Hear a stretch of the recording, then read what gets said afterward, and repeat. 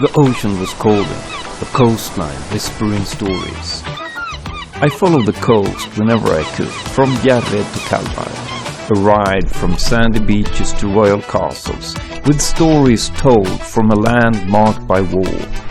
From fortress walls and sleeping cannons to harbors where Sweden once ruled the seas. But history isn't just found in the stones, it lives in the people you meet along the way. Every coast has its winds and its characters. Some ride faster, some just talk more. At the end of the day, it's them we remember. 7 days, 550 kilometers. Headwinds, rain, and moments you don't forget. Follow the ride along Sweden's edge. Hit subscribe so you don't miss the first episode.